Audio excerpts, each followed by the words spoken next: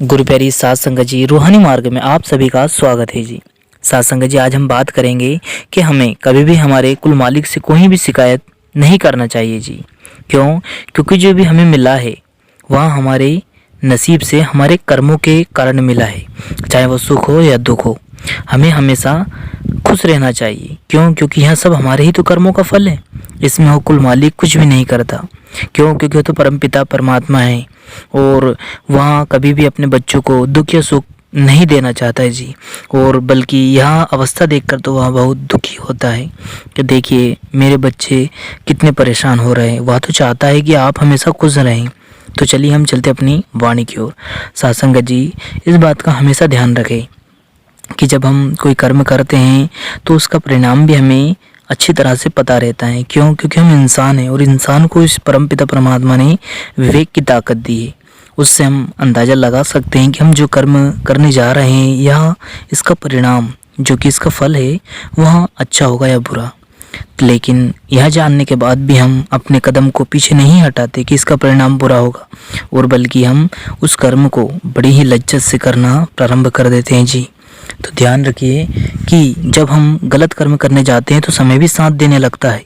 क्यों? क्योंकि समय भी चाहता है कि तू ये गलत कर्म कर और समय के साथ बर्बाद हो जा।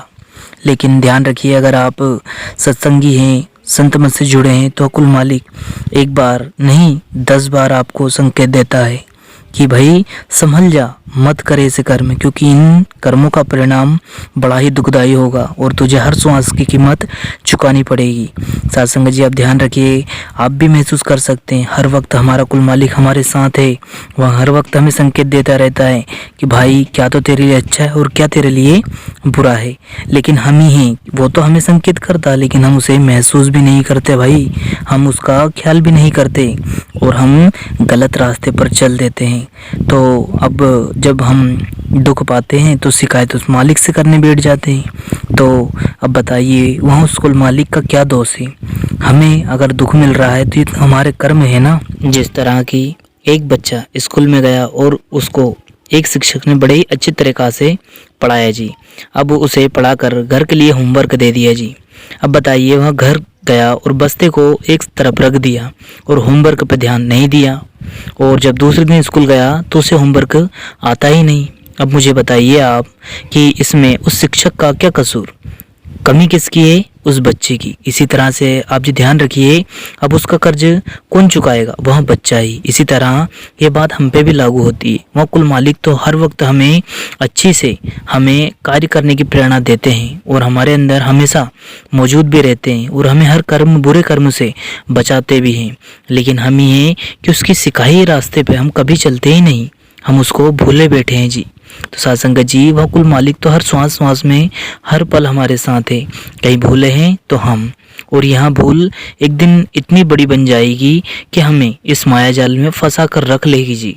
तो साध संगत जी, आप जी के चरणों में विनती की जाती है कि उस कुल मालिक को कभी ना भूले, कभी ना बिसारे, उसको अपनी यादों में, अपने हर पल में, अपनी श्वास श्वास में उसको याद रखे जी। और आप जी अमृत वेले उठकर नित्यनेम से भजन सुमरन जरूर करे जी, उस कुल मालिक की खुशियाँ प्राप्त करे। देखिए एक न एक दिन वो कुल मालिक आप पर जरूर दया करेगा और आपकी सारी परेशानियाँ, सारी समस्याएं एक पल के लिए खत्म हो जाएंगी जी। देख लीजिए आप। लेकिन यहाँ भजन सुमरन से ही होगा। अगर नहीं करोगे तो आप जी को पता है कि हम किस दौर से गुजर रहे हैं। इसी के साथ हम अपनी वाणी को विराम देते हैं जी। फिर मिलते हैं किसी और वीडियो में। तब तक आप जी अपना और अपनों का ध्यान रखें। धन्यवाद।